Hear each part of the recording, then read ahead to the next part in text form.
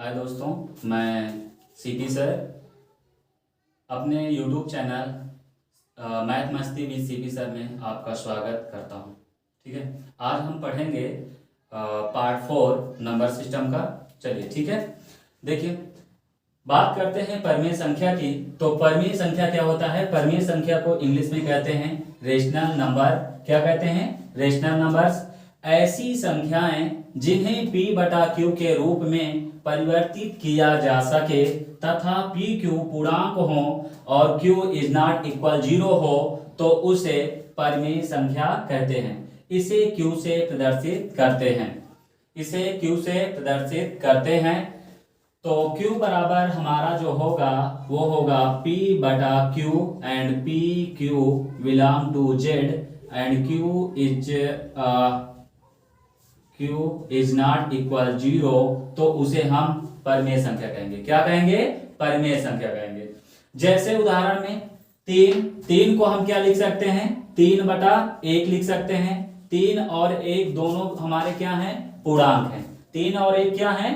पूर्णांक हैं। इसी तरह 4 बटा 1 हम कर सकते हैं। 4 और 1 क्या होंगे? पूर्णांक होंगे। इसे हम p बटा q के रूप में प्रदर्शित कर सकते हैं। -6 बटा 7 ये पहले से ही हमारा p बटा q के रूप में है। -6 और 7 दोनों क्या है? पूर्णांक हैं। 8 बटा 7 ये पहले से हमारा क्या है? पूर्णांक है।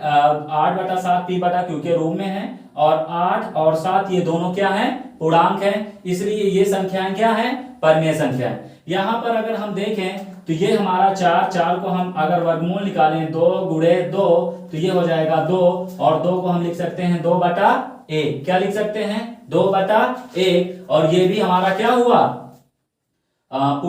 ये भी हमारा परिमेय संख्या हुआ। इसी तरह 16 की बात करें तो इसको हम लिख सकते हैं 4 गुणे 4 यानी 4 और 4 बटा 1 लिख सकते हैं। ये भी हमारा क्या हुआ?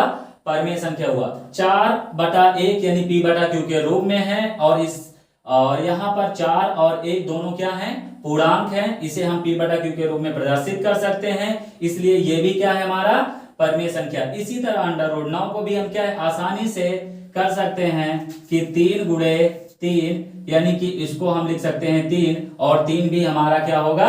परिमेय संख्या होगा। 3 क्या होगा? परिमेय संख्या। ये सभी हमारी क्या हुई? परिमेय संख्या।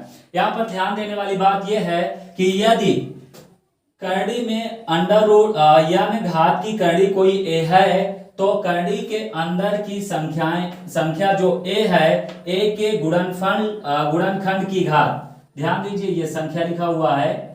संख्या a के गुणनखंड की घात करड़ी के घात के बराबर हो तो वे भी संख्याएं परिमेय संख्याएं होती हैं। उदाहरण जैसे हम अगर 4 की बात करें √4 तो यहाँ पर 4 का गुणनखंड होगा 2 की पावर 2 अर्थात इसको हम लिख सकते हैं 2 गुणे 2। इसमें से 2 ये करड़ी की घात 2 है और ये 2 करड़ी की घात ये बताती है कि जो अंदर 2 बार होगा उनमें से एक बाहर आ जाएगा। ये 2 हुआ। कितना हुआ? 2 को हम लिख सकते हैं 2 बटा 1। इसे p बटा q के रूप में प्रदर्शित कर सकते हैं। और इसके बाद 2 और 1 हमारा क्या है? पूर्णांक है। तो इसलिए ये भी संख्या हमारी क्या होगी? परिमेय संख्या होगी। क्या होगी?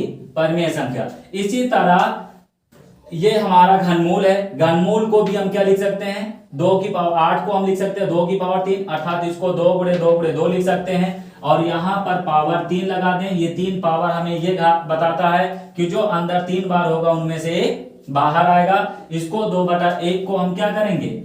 आराम से p बटा q के रूप में लिख सकते हैं और इसको हम जानते हैं कि ये 2 और 1 हमारे क्या होंगे? पूर्णांक होंगे। ठीक है, क्यों? z को हम क्या है? पूर्णांक कहते हैं। पूर्णांक को z से प्रदर्शित करते हैं तो इसलिए ये भी हमारा क्या हुआ? परिमेय संख्या हुआ। ठीक है, अब इसी प्रकार अगला नोट समझिएगा। यदि दशमलव के बाद दाईं ओर के अंकों की पुनरावृत्ति यानी कि जो बार बार आए उसे पुनरावृत्ति कहते हैं। पुनरावृत्ति एक निश्चित क्रम से हो। क्या हो? एक निश्चित क्रम से होती है तो वे भी संख्याएं परिमेय संख्याएं होती हैं। जैसे 1.33 यहाँ पर 3 की पुनरावृत्ति एक निश्चित क्रम से हो रही है। यहाँ पर देखेंगे 1.424242 एक निश्चित यानी कि हर दूसरा अंक वही बात दूसरा अंक की पुनरावृत्ति होती है। इसलिए यह भी क्या है? हमारा परमेय संख्या। इस तरह की बहुत सारी संख्याएं यदि लिखी हो और बार बार वो एक निश्चित क्रम से पुनरावृत्ति हो तो वे सारी संख्याएं हमारी क्या होती हैं, परमेय संख्या होती। देखिए अगला नोट हम बात करते हैं कि सभी प्राकृतिक संख्याएं पूर्ण संख्याएं पूर्णांक परमेय संख्याएं होती हैं। अर्थात हम ये कह सकते हैं कि ये जितनी भी संख्या होती है, प्राकृतिक संख्या, पूर्ण संख्या और पूर्णांक, ये सभी संख्याएं परमेय संख्याएं होती हैं। क्या होती हैं, परमेय संख्याएं होती हैं। जैसे अगर हम 4 की बात करें तो 4 एक प्राकृतिक संख्या है, 4 एक पूर्ण संख्या है, 4 एक पूर्णांक है और इसको हम आसानी से 4/1 लिख सकते हैं, p/q के रूप में हो गया। ठीक है, और ये 4 और एक पूर्णांक भी है हमारे, इसलिए ये क्या होगा, परमेय संख्या होगा। इसी प्रकार 3 की बात करें तो इसको हम लिख सकते हैं 3/1, 3 और 1 दोनों पूर्णांक हैं, इसे p/q के रूप में प्रदर्शित कर दिया गया है, इसलिए ये क्या होगा, हमारा परमेय होगा। -6 क्या है, एक पूर्ण संख्या है, पूर्ण संख्या को हम क्या है 6/1 लिख सकते हैं, इसलिए ये क्या हो गया, हमारा p/q के रूप में प्रदर्शित कर दिया गया है। अब -6/1 हमारा क्या होगा, परमेय संख्या होगा। इसी प्रकार 7 क्या है, प्राकृतिक संख्या भी है, 7 पूर्ण संख्या भी है, 7 पूर्णांक भी है, इसे हम p/q के रूप में प्रदर्शित कर देंगे, इसलिए ये क्या होगा, हमारा परमेय संख्या होगा। तो इसलिए सभी प्राकृतिक, सभी पूर्णांक, सभी पूर्णांक परमेय संख्याएं होती है। इसी प्रकार सभी परमेय संख्याएं, ना तो प्राथमिक सभी परमेय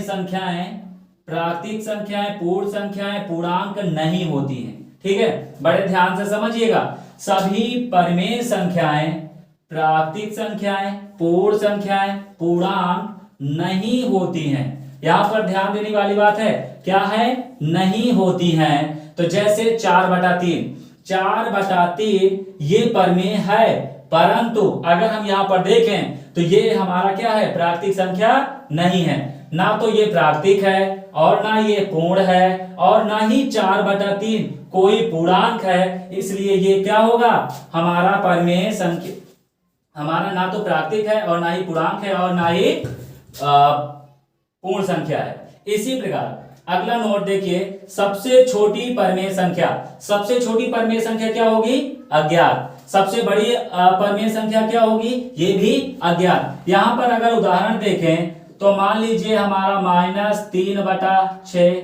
-2/11, -7/11 कुछ भी लिख दें और इस पे उदाहरण देखें तो कोई भी, जैसे 1/2, ठीक है, 10/2, 123/2, कुछ भी लिख दो, यानी ना तो छोटा ज्ञात किया जा सकता है और ना ही बड़ा ज्ञात किया जा सकता है।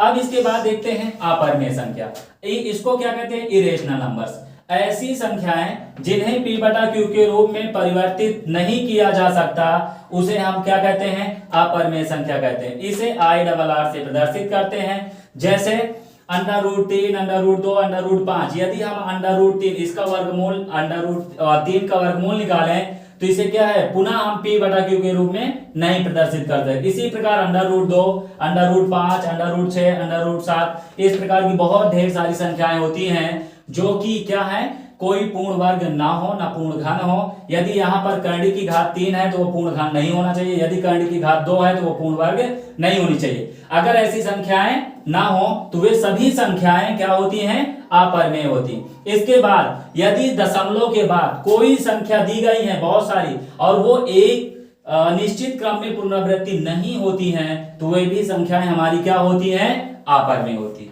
ठीक है, थैंक यू, आज की क्लास यहीं तक।